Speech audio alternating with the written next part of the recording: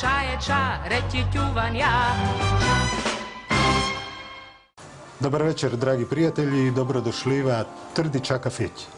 Ovo je serija emisiji, v mi ćemo govoriti ponajviše o čakavskom stvaralaštvu, o glazbi koja se piše na čakavske stihove i o našoj istarskoj ljestvici, o našoj domaćoj kanconi, pjesmi, kako god.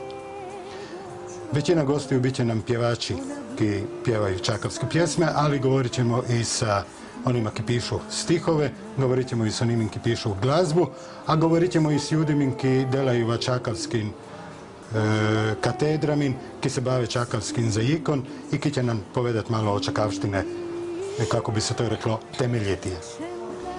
Naša prva gošća večeras je jedna od najpoznatijih pjevačic čakavskog vala ili čavala, naša tu Riječanka, ali je malo istrijanka, čo nije? Dosta. Dosta istrijanka. Dosta istrijanka, talijanka, filmanka, ajmo reći. Vivian Galeta. Dobro večer. Vivian, dobar večer. Hvala lijepo na krasnoj najavi. Nisam baš prva nekako, ajde. Pa ali dobro, nije... ti si primadona čakavske kancone. Ćemo sve. Lipa, da, krasno. Pa za početak, reci mi zajednin, čar za tebe znači pjevat čakavske pjesme i na čakavskom jeziku? Prvenstveno za mene pjevat znači osjećat nešto potpuno. Ja uvijek sam govorila da za glazbu, odnosno za pjevanje živim i kad pjevam, a uglavnom znam što pjevam, bilo čakavski ili na nekom drugom stranom jeziku, sam kao ponovno kao u koljevci ili ne znam, u majčinim skutama, kako meni potpuno se osjećam čarobno. Glazba me čuva, štiti i hrani. A što se tiče moje interpretacije na čakavskom, ja nisam po rođenju prava čakavica, kao rasla sam s nonitima. Ti si zapravo po rođenju, odnosno po madrelingua, biš bila više Italijanka nego čakavica. Ja sam naučila najprije govoriti talijanski, pa tek onda hrvatski. Tako je, moji roditelji su inzistirali, su htjeli da ja idem u hrvatsku školu, jer nisam znala govoriti da se otročice navadi hrvatski. Mi se ne budu svi poslije smijali. Uglavnom, moja nona je Ištrijanka po nekoj liniji, mada negdje po porijeklu svoga oca je iz Chiogge, Venecija, zona Venecija. Čozota. Forse anche Čozota, si. Njeno djevojačko prezime bilo je Alessio. Onda se udala za jednoga Galetu, ki je šal, krenuli je sa Sicilije pomalo gore. Kažu kontrokorente da su sišli na jug, ali poslije Drugog svjetskog rata on je šal gore tražiti delo. I delal je po kantjerima i tako tamo su se negdje zaljubili i od Monfalcona preko Pule ostali u Rijeci i eto, dobila sam majku Hrvaticu, oca Talijana, govorila sam talijanski, a čakavski sam se navadila, zapravo Mik je zaslužan za to. Ja sam s Mikom uz Mik rastući zavoljela čakavsku poeziju. Znači ti si zapravo na Miku propjevala čakavski? Tako je. Baš sam se zaljubila u čakavsku poeziju. Mik mi je otvorio sva ta vrata. I ne znam, imam suradnju sa fantastičnim tekstopiscima i pjesnicima, kao što je naša Mirjana Bobuš, pa Vlasta Juretić, pa Rajka Šepić, pa ne znam, mislim da sam pjevala, da mi je čak i neke stihove je pisao Bože Vjeko Alilović, je napisao prekrasnu jednu pjesmu koju sam pjevala, se čini 2006. Moj otac. Vidjela sam da se često se... Ali si kantala, sad moram reći kantala, i na talijanski. Na talijanski, dakle, kad sam došla na Mik, moj san je bil zapravo kantat na talijanski. Jer mi kako da kažem, uvijek su mi govorili da kad pjevam talijanski, niko nije mislil da sam Hrvatica, da sam iz ovih područja, nego sam baš imala dobar akcent, naglašavala sam dobro i svi su govorili, mača, pa vi ste Talijanka. No dobro. I sve godine sam zapravo željela, čekala sam da mi se to dogodi i eto 2013. Mislim da je to bilo 2013. kada sam pjevala kod gospodina Giacomo Scottija, uglednog književnika i novinara. Pjesmu Ponti di Braccia. I to je tako jedna prekrasna priča. Glazbu je napisal Bruno Krajcar, ja ga zovem moj brat po duši tamo s one strane Učke. I on me nazve, kaže, znaš, napisal sam jednu pjesmu na tekst Ponti di Braccia koja govori o ljubavi i o kulturama koje Jadransko more spaja. To je toliko, a čini mi se da je to negdje malo i tvoja priča. I on je meni to pročitao, ja sam rekla, daj, molim te. I uglavnom Saša Valenčić je napravio aranžman. I eto, imala sam stvarno veliko zadovoljstvo to izvoditi. Dobili smo, mislim, nagrade stručnog žirija i moju treću interpretaciju, jedan zlatni mikrofon u seriji. Ali zanimljivo da je Giacomo pasali isti put koji tvoj nonić. On je iz Napulja, 46. došao. Da, vrlo slično. Najprije, ja mislim, čak najprije u Pulu, a posle Vrku. Isto tako, u Pulu i da ovamo, da. Tako da ste se razumeli na prvu. Jako smo se razumjeli na prvu, nevjerovatno. Ja mu se divim, on je erudit, prezanimljiv čovjek, strahovito je bistar. Do te suradnje, evo, naprosto moram reći da mi neugodno, če nisam puno više o njemu znala.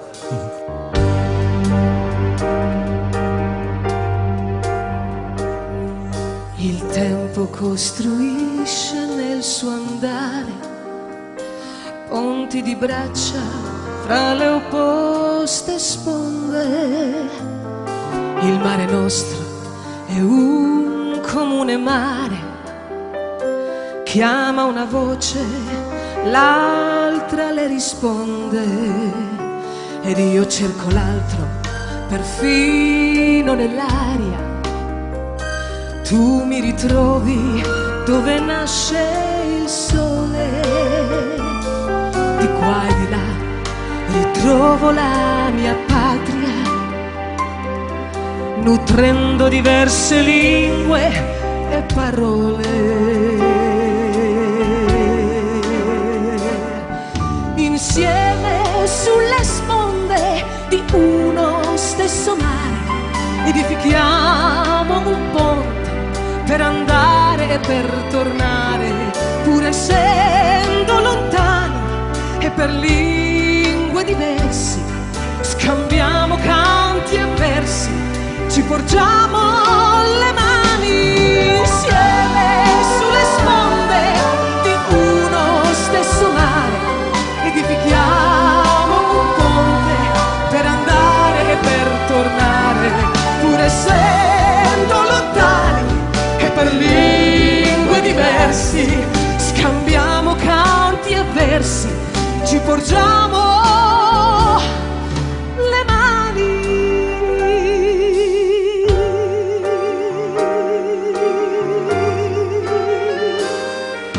La voce di un cantore di Croazia dal magico Quarnero ecco ti chiama a bere un caffè espresso e ti ringrazia con l'ansia di chi ancora sogna ed ama l'Adriatico, golfo che in eterno ricongiunge i colori ed i profumi di sponde che si intendono in fraterno, colloquiare di fari ed altri lumi.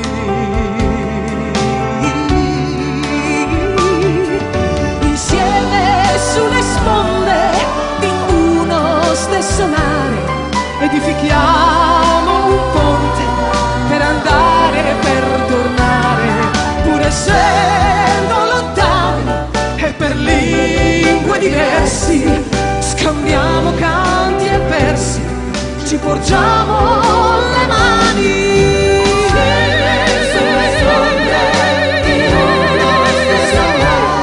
Edifichiamo un ponte per andare e per tornare, pur essendo lontani e per lingue diversi.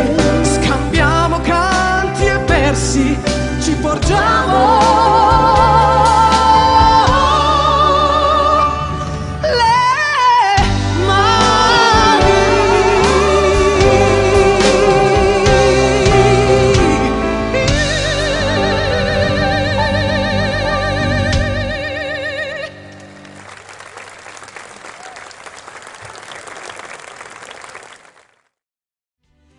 Nastupala si na puno festivali, ne samo na Miku, Chanson Fest i tako dalje.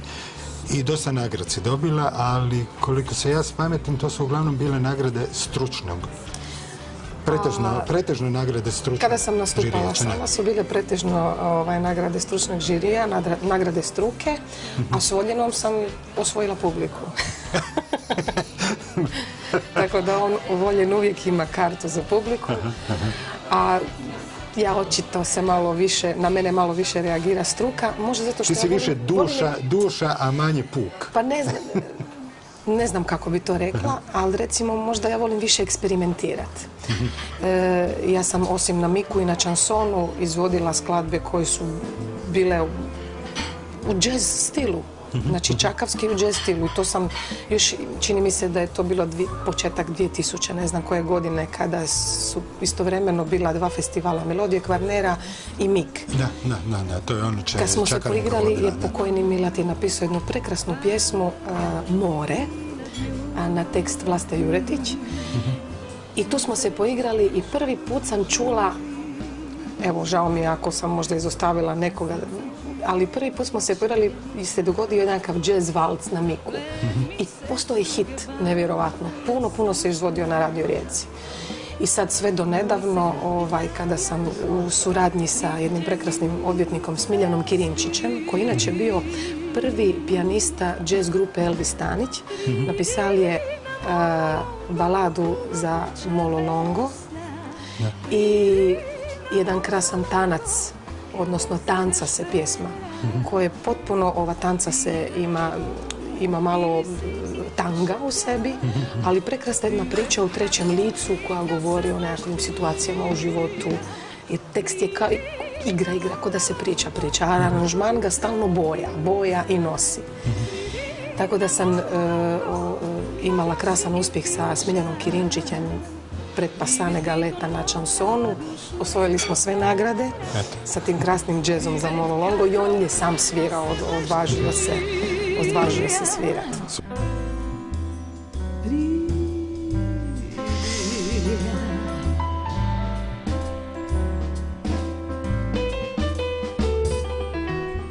Prve zraki sunca, novi dan već re, mama i štralu galebi kriče, maglica nad morem diži,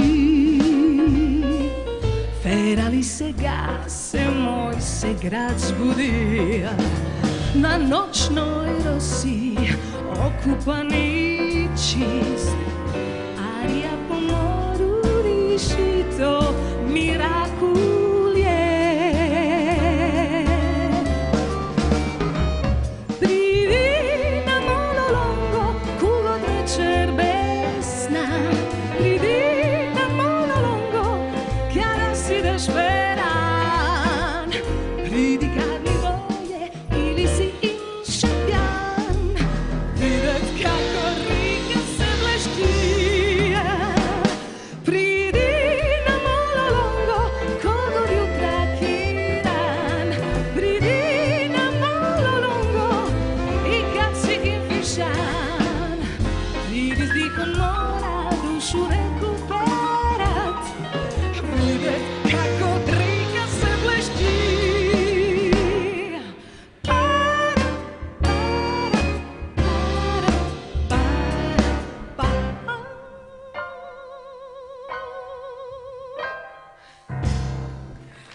Smiljan Kirinčić. Super. Pa to je, ti si tu negdje između šansoni i džeza zapravo po karakteru. Volim se igrati, evo, nešto smo se Valenčić i ja dogovarali oko toga da bi se poigrali sa nekakvom rock pričom možda u istarskoj ljestvici, pa ne znam, to je negdje u nekakvoj ideji, pa vidjet ćemo šta će biti od svega toga. A inače, recimo, pjesma Dojdi od našeg velikog prijatelja, pokojnog Ivice Frlete, to je bio veliki, isto tako, hit i veliki događaj, možda jedan od najvećih njegovih hitova jer se puno izvodio na Radio Rijeci i osvojio je Glistu. skoro pa rock balada, do dvije pjesma koju sad pjevaju, a to mi je posebno drago, sve mlade generacije, jer sva pjesme koje imam za njih gotove aranžmane, mladi ljudi s kojima surađujemo, ja im sve dam i kažem izvodi, snimi, stavi na YouTube da se pjesme izvode. Pjesme moraju živjeti. Tako. Čaje ča, reći ću vam ja.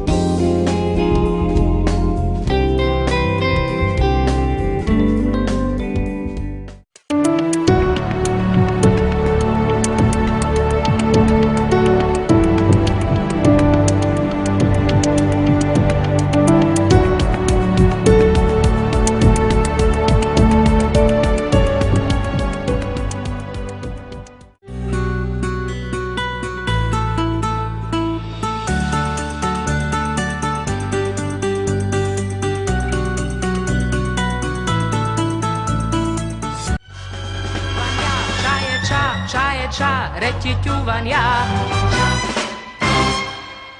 Ti zapravo i dosta koncertiraš zajedno s Voljenom. Koncentrirano koncertiram. Ja, to. je, godinama imamo jedan krasan Dosta nastupate i u Istri. I u Istri imamo jedan široki repertoar evergreena, kancona, songova iz mjuzikla, sad i jazz standarda i šansona. Baš jedan vrlo, vrlo široki repertoar, pa preko 20 godina zapravo nastupamo i u ovoj našoj zoni, a i van Hrvatske. Imali smo krasnih koncerata gdje smo tako isto i vrlo uspješno... Bili ste i u Americi, dok sam... Bili smo i u Americi gdje smo prezentirali županiju, imali smo veliki koncert na Malti koji je bio pod pokroviteljstvom države i samog predsjednika sa njihovim orkestrom simfonijski plus puhači, snimljen je i CD. I posebno mi je drago što smo uspjeli, pogotovo kada je s nama bio i naš dugogodišnji pratioc, profesor, maestro Vladimir Babin, provući i ove naše kulture. Recimo, tako vrlo isto vješto svira džez, pa bi priču kao more od Milata ili sad recimo ovo što imamo od Smiljana Kirinčića. Bismo negdje odsvirali na Čakavskom i jedno vrijeme smo napravili smo jedan internacionalni bend prijateljstva gdje su bili muzičari Slovenije, Hrvatske i Italije. I tad sam baš uspjela provući dosta našeg čakavskog džeza. I oni su to sa takvim zadovoljstvom svirali i slušali su. Uopće im nije smetao jezik koji ne razumiju. Pa dobro, čakavski je dosta pjevan, a i ta naša čakavska, odnosno istrijanska ljestvica je dosta zanimljiva za džez. Ona je vrlo gruba. Sad ovisi o tome kako će se ona aranžirati, kako će se ona pružiti publici. Inače, sam etno-istarski vrlo grubo zvuči. Velika Tamara Obrovac se s tim poigrala pa ga je stavila u džez da bi dobila i silne nagrade na svjetskoj razini. Mislim da je bila negdje peta na svijetu u etno-džez izboru kategoriji.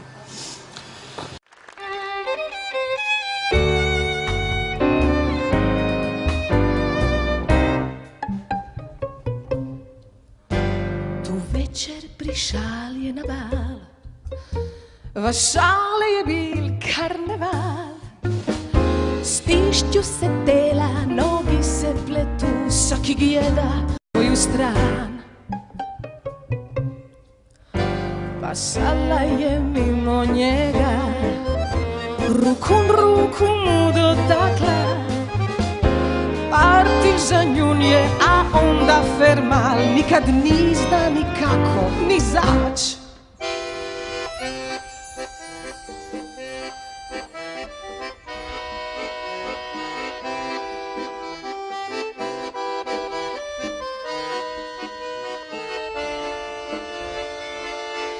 Sanja da tanca tango, da ju nježno drži, a ona mu se smeje u taj čas. Pa su ju tako dani, dan za danom kancona se bliži kraju svom. Paškurine je čul njezin glas, suza spuznula mu niz obraz, je prokjel oni čas kada se je fermal. On put on je na vrata prišal, pa sale okol pogledal. Partil je drito, zadnje se fermal, obrnuli u sebe u naručaj. I čvrsto ćapal u sebe, obraz uz obraz bez besed. Partili na prvo, onda na stran, a na kraje su pak zišli van. Tanca se život cel, dok se svet okol nas prestat vrti. Mladar ne oteli, tanca mlad kot i star, siromah isto kot milioner. Pa su tako dani, dan za danom kancona se bliži kraju svom. Tancat ničo fermat, dokle god nam kancona dura. Kancona je život, kakov nas je dokal. Tancat ničo fermat, dokle god nam kancona dura. Kancona je život, kakov nas je dokal.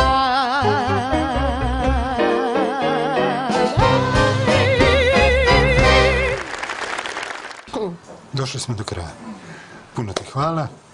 Nema na čemu, bojala sam se da neću imati što za reći, a na kraju ima jedna vreća krasnih informacija i toliko još ljudi koje nisam nažalost spomenula. Puno nagrada, puno uspjeha i da se čim prije vidimo na nekom koncertu.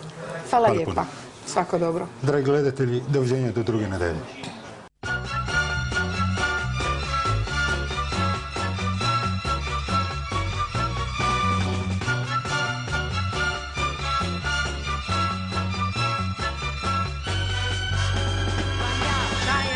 Ča je ča, reći ću vam ja.